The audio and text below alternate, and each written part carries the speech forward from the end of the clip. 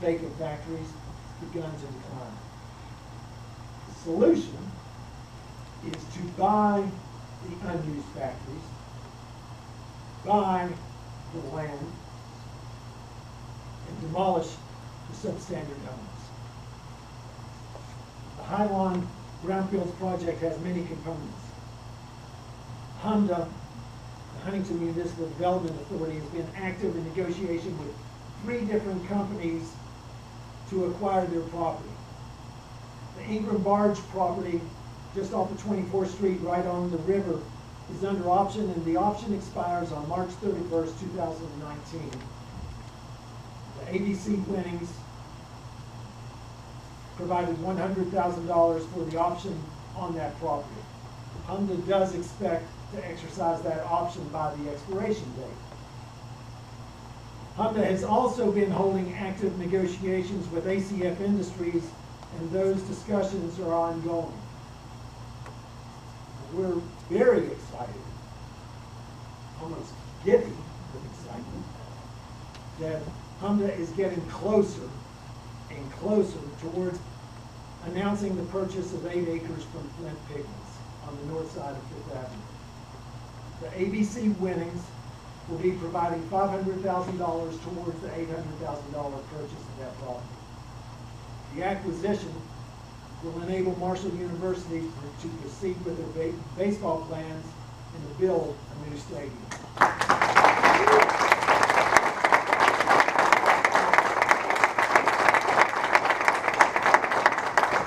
Over $600,000 to date has been committed from the ABC Winnings to the Highline transformation, which in large measure is capital for land acquisition.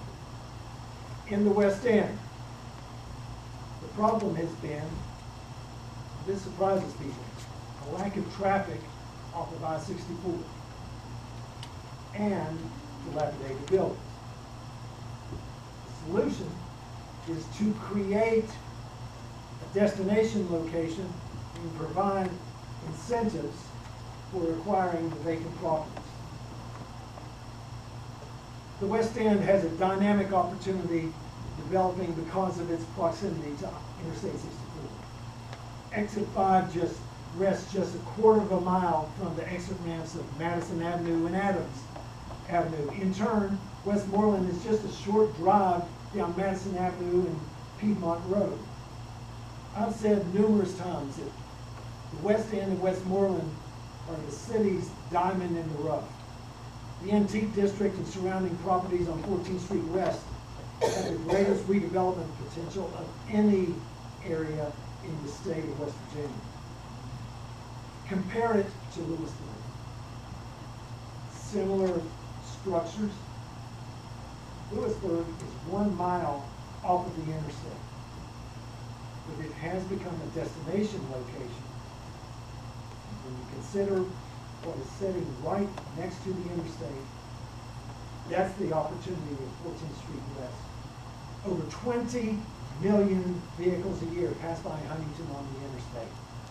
Just a simple trickle of that traffic off of the interstate on exit 5 to visit the Antique District, the museums, Heritage Farm, and other attractions would create an explosion of activity in that area. The beginning steps of creating a Main Street program on 14th Street West has begun with a partnership with the West Virginia Department of Commerce. And when completed, the development of the all-inclusive playground at St. Cloud Commons Park, it alone will prove to make this area a primary destination location for visitors coming from hundreds of miles away. Coalfield Development Corporation has captured the imagination of the nation. Out-of-work coal miners and displaced factory workers are receiving training to combine their skills developed in previous occupations with compatible skills for new burgeoning businesses. The redevelopment of the old Corbin factory into the West Edge factory has become an unbridled success. Coalfield Development has helped start over 50 new businesses. 6 of those are out of the West Edge. They've trained over 800 individuals, with 350 of them being trained at West Edge. Coalfield Development has also acquired the long vacant nearby Black Diamond property. Coalfield Development is applying for assistance from the U.S. Environmental Protection Agency to help clean up the property. Just this week, the regional director of the U.S. EPA was here visiting, and Brandon Dennison, the head of Coalfield Development, was in Washington testifying before Congress and meeting with the top brass of the U.S. EPA. We were hitting them from every angle that we can. To date, over $670,000 has been committed from our ABC winnings to assist efforts in the West End and Westmoreland.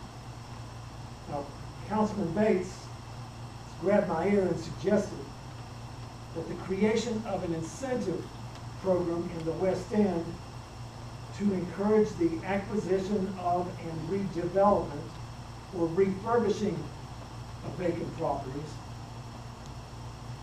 In creating that incentive program, I would simply suggest the establishment of a pilot project to help determine if this could be used throughout targeted areas of the city.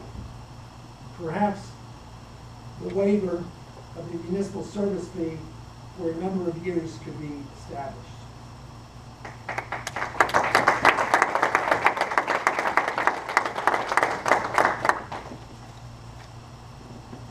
In Fairfield, the problem is a declining neighborhood sitting right next to commercial enterprises, thriving commercial enterprises. The solution is to create partnerships between local enterprises and the leaders of the neighborhood, creating long-term sustainable development designed by the community.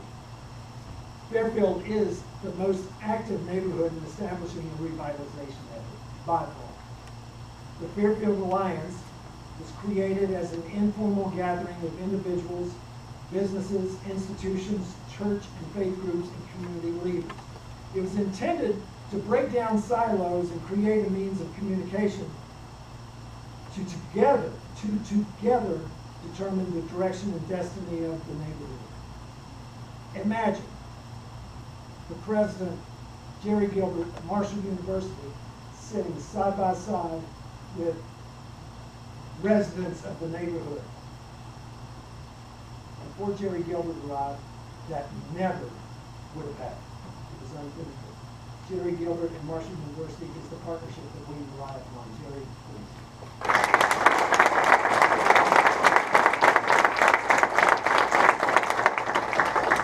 Much planning has taken place and a series of initiatives has begun. The U.S. Department of Housing and Urban Development Choice Neighborhood Grant was awarded to the City of Huntington and the Huntington Housing Authority. The Choice Neighborhood Grant is beginning the planning process to formalize the creation of a sustainable revitalization program. A community development corporation named the Fairfield Development Corporation is in the process of being established, and this is a highly important development. The residents of the neighborhood must be the architect and owners of their future. It's imperative that whatever developments are planned and developed must be sustainable for decades in the future. To date, $1,707,000 has been assigned for planning and development in the Fairfield neighborhood, from federal and state grants, philanthropic grants, ABC winnings, and general fund appropriations. There's an urgent need for street lighting along the Howard River corridor. Javier Boulevard is a major artery into the city. It's Marshall University. And at night, it's so dark, it creates an impression that the area is unsafe. This is unacceptable and must be corrected immediately. The City Planning and Zoning Department has estimated that between 204 and 165 lights are needed from Washington Boulevard at the south to 3rd Avenue at the north, including wall-mounted security lighting in the underpass. The cost is projected to range from $687,000 on the high end to $550,000 on the low end. The Cuyahoga Interstate Planning Commission is assisting the city in applying for a safety grant. If we're successful in attaining that grant, it will simply require a 20% match from the city. And if we are successful in doing that, that will loosen additional dollars for additional lighting projects and sidewalk improvements and other programs within the Fairfield community.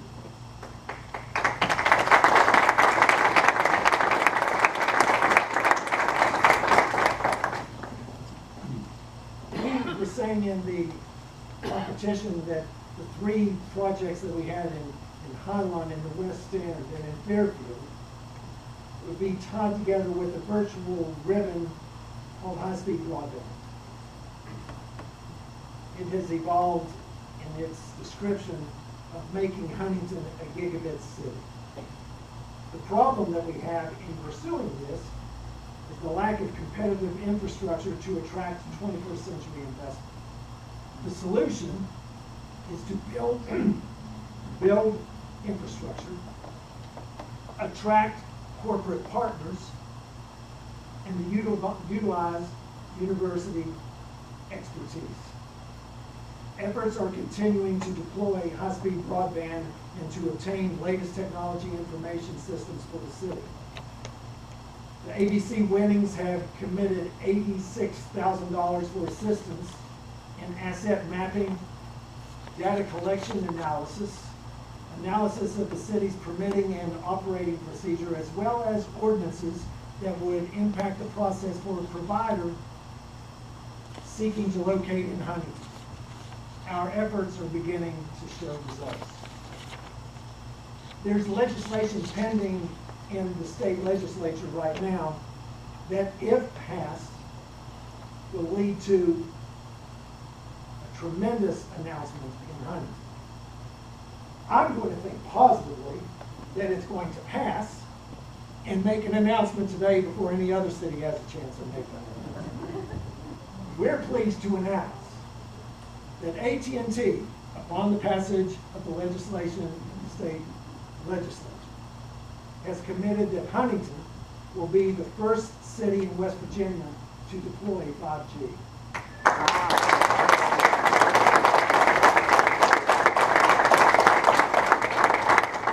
AT&T has deployed 5G in parts of Atlanta and Charlotte, Dallas, Houston, Indianapolis, Louisville, and other large cities around the nation. Now, we're used to swimming in the waters with those big boys and girls. This isn't unfamiliar territory for us. AT&T is committed to deploy 5G in every state, and Huntington has a strategic significance in their corporate strategy. The point about 5G is that it enables the Internet of Things to work for us as individuals, but also has corporate opportunities as well. It's projected that by 2020 there will be 26 billion connected devices around the world. We need to be prepared to compete in that arena. So, with all of these that we're pursuing, the one thing that makes a town a hometown is quality of life. The problem that we've had in Huntington and I dare say in West Virginia, is that our community and state is not welcoming to diversity. The solution is to actively show the public the loving face of our city. Huntington has begun to receive national recognition for our efforts and advancements